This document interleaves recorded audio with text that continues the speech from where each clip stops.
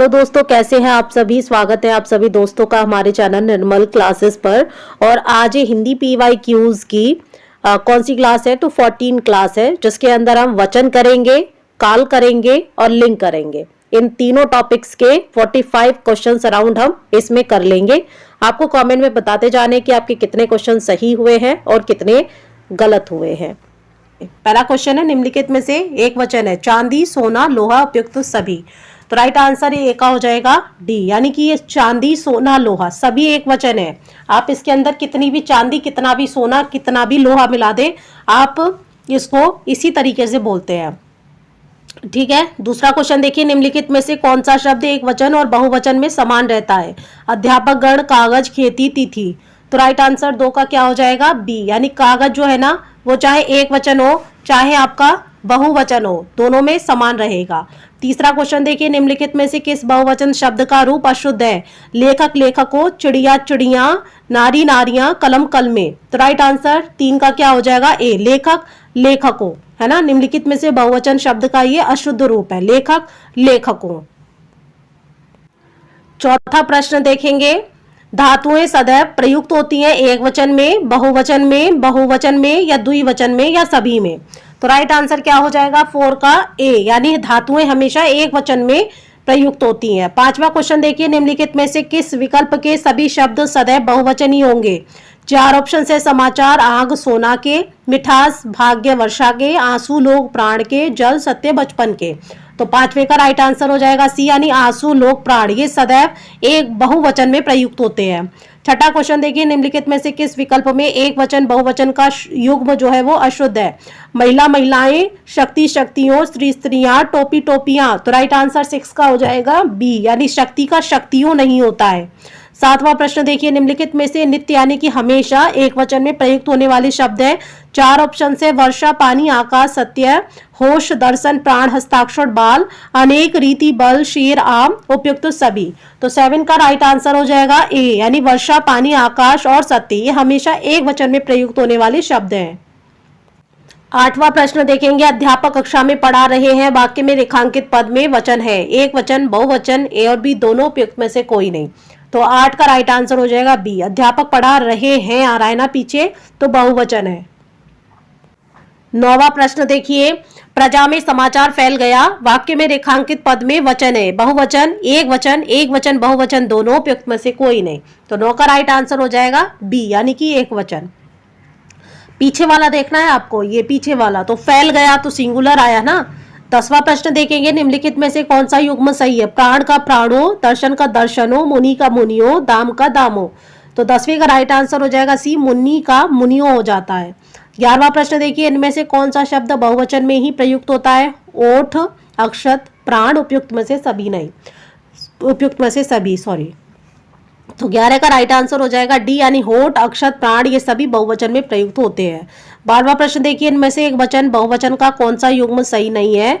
घोड़ा, घोड़े, आंसू, आंसुओं, गली, गलियां, चिड़िया, चिड़िया। तो राइट आंसर 12 का क्या हो जाएगा बी, यानी आंसू का आंसुओं नहीं होता। 13वां प्रश्न देखिए, आजकल भारत की जनता भी अधिकाधिक शिक्षित हो गई है, रेखांकित पद का वचन है, एक वचन, बहुवचन, द्विवचन, उपयुक्त में से कोई नहीं।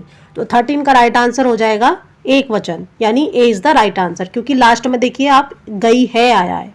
14 क्वेश्चन देखिए, सदैव एक वचन में प्रयुक्त होने वाला शब्द है प्राण, भीड़, लोग, हस्ताक्षर। तो राइट आंसर हो जाएगा 14 का बी, यानी भीड़ जो है उसमें बहुत सारे लोग होते हैं, फिर भी वो क्या है, एक वचन में प्रयुक्त होती है। जैसे हम कहते हैं ना, भीड़ इकट्ठा हो गई है नहीं होता है होता है। 15वां क्वेश्चन देखिए, निम्नलिखित में से कौन सा शब्द दोनों वचनों में समान रहता है। कथा, सरसों, लता, कुटी। तो राइट आंसर 15 का हो जाएगा बी, सरसों आप एक भी होगा तो भी सरसों बोलेंगे, और बहुत सारी गठियां होंगी आपके पास तो भी आप सरसों ही बोलेंगे। काल यानी कि जो समय होता है उसके प्रश्न करेंगे। पहला प्रश्न है, अविनाश ने गाना गाया, वाक्य में कौन सा काल है। आसन्न भूतकाल, सामान्य भूतकाल या पूर्ण भूतकाल या अपूर्ण भूतकाल।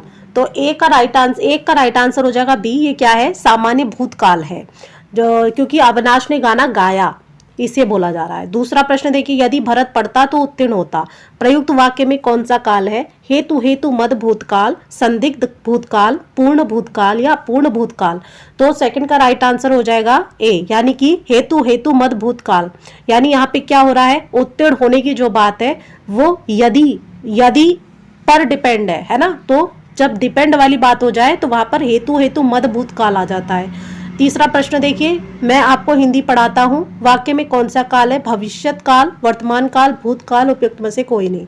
तो आपको पता है कि मैं आपको हिंदी पढ़ाता हूँ और अभी पढ़ा रही हूँ, तो यहाँ पे क्या हो जाएगा? वर्तमान काल। क्या हो जाएगा? तीसरे का बी, वर्तमान काल। फोर्थ क्वेश्चन देखिए, इनमें से संभाव्य भविष्यत काल में से संबंधित वाक्य, पिताजी दफ्तर पहुंचते होंगे, लड़की कल दिल्ली गई थी, वो शायद कल सवेरे आ जाए, हम सब खेलने जाएंगे। 4 का राइट आंसर हो जाएगा सी, यानी कि वो शायद कल सवेरे आ जाए। तो यहाँ पर संभाव्य भविष्यत काल है। पांचवा क्वेश्चन है, कोमल पढ़ रही होगी, वाक्य में रेखांकित क्रिया का रूप कौन से काल का बोधक है? सामान्य वर्तमान का, आसन्न भूत का, संदिग्ध वर्तमान का, पूर्ण वर्तमान का। तो 5 का राइट आंसर क्या हो जाएगा यहाँ पर? सी, यानी संदिग्ध वर्तमान का। कोमल पढ़ रही होगी, मुझे नहीं पता पढ़ रही होगी या नहीं, लेकिन इतना मैं कह रही हूँ कि कोमल पढ़ रही होगी, ऐसा मुझे लगता है। तो संदिग्ध वर्तमान है यहाँ पर। ठीक। छठा हो जाएगा, मोहन पढ़ रहा है, वाक्य का संबंध किस काल से? सामान्य वर्तमान काल से, तात्कालिक वर्तमान काल से, पूर्ण वर्तमान काल से, संभाव्य वर्तमान काल से। तो राइट आंसर छठे का क्या हो जाएगा? बी, यानी तात्कालिक। तात्कालिक क्या होता है? कॉन्टिन्यूअस, है ना। कॉन्टिन्यूअस की बात हो रही है, इंग्लिश में आप कहते हैं ना कॉन्टिन्यूअस, तो वही कहा जा रहा है यहाँ पर। मोहन पढ़ रहा है, तो अभी हम जो ये क्रिया कर रहे हैं वो तात्कालिक वर्तमान काल की क्रिया है, यानी मैं कॉन्टिन्यूअस में अभी आपको, जब आप क्लास देख रहे हैं तो कॉन्टिन्यूअस क्रिया चल रही है ये, है ना। तो 7वां प्रश्न देखिए, फिर मिट जाती है, इस सामान्य वर्तमान काल के वाक्य को पूर्ण भूतकाल में बदलने पर कौन सा वाक्य बनेगा? फिर मिट रहा था, फिर मिटा था, फिर मिटता होगा, फिर मिट रहा है। राइट आंसर 7 का हो जाएगा बी, यानी कि फिर मिटा था हो जाएगा। फिर मिट जाती है का जब हम वर्तमान से भूतकाल में लेके जाएंगे तो हो जाएगा फिर मिटा था। 8वां प्रश्न देखिए, सामान्य वर्तमान काल का उदाहरण है, सीता बाजार जाती होगी, रमेश ने समाचार पत्र पढ़ा, वर्षा हो रही थी, वो कलकत्ता जाता है। तो 8 का राइट आंसर क्या हो जाएगा? डी, वो कलकत्ता जाता है। 9वां प्रश्न देखिए, मुक्ता ने खाना पकाया, इस वाक्य में कौन सा काल है? सामान्य भूत है, अपूर्ण भूत है, संदिग्ध भूत है या पूर्ण भूत है? तो 9 का राइट आंसर हो जाएगा ए, सामान्य भूत है। 10वां प्रश्न देखिए, संभाव्य भविष्यत काल किस वाक्य में हुआ है? हो सकता है राधा नहाए, राधा नहाई होगी, राधा जरूर नहाएगी, राधा नहा रही होगी। तो 10वें का राइट आंसर हो जाएगा ए, यानी हो सकता है राधा नहाए। ठीक है, तो ये संभाव्य भविष्यत काल है।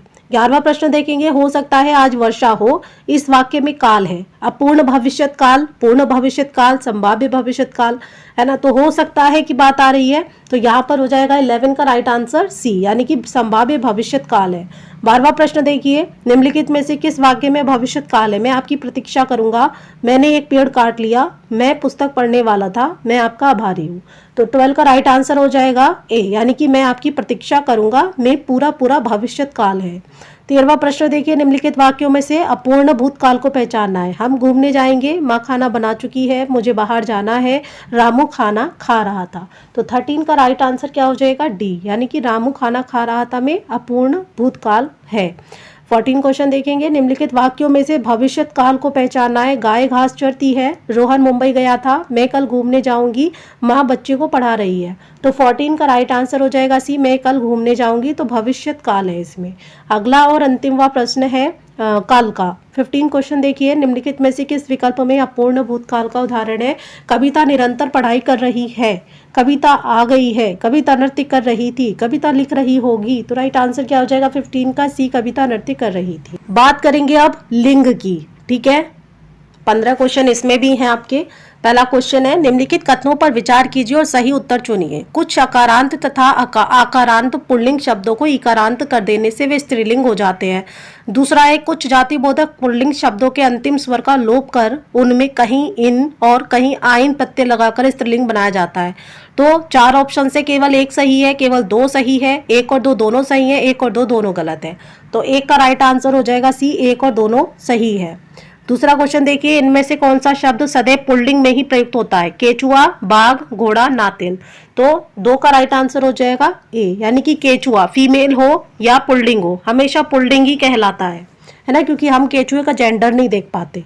अगला देखिए 3 क्वेश्चन, निम्नलिखित में से कौन सा शब्द उभयलिंगी है? डॉक्टर, विद्वान, अभिनेत्री, गायक। तो राइट आंसर क्या हो जाएगा? 3 का ए, यानी कि डॉक्टर लड़का हो या लड़की हो दोनों लगाते हैं तो उभयलिंगी है। 4 क्वेश्चन देखिए, निम्नलिखित में से किस विकल्प में सभी शब्द पुल्लिंग है यानी कि लड़के हैं? ब्रज, सांबर, करधनी, मंगल, हल्दी, रोमन, गेहूं, तेल, संतरा, हिमालय, शुक्र, पेंट। तो 4 का राइट आंसर क्या हो जाएगा? सी, यानी गेहूं, तेल और संतरा, ये तीनों जो है ना वो पुल्लिंग है, यानी लड़के हैं ये तीनों। 5वां प्रश्न देखिए, निम्नलिखित में से सदैव स्त्रीलिंग शब्द कौन सा है? छिपकली, बादल, तोता, काड़ा। तो छिपकली क्या है? सदैव क्या है? छिपकली। छिपकली हमेशा आपका क्या रहेगा? स्त्रीलिंग रहेगा। 6ठा क्वेश्चन देखिए, निम्नलिखित में से पुल्लिंग स्त्रीलिंग का असंगत विकल्प है? नाई का नाइन होता है, दर्जी का दर्जन, जुलाहा का जुलाइन, हलवाई का हलवाइन।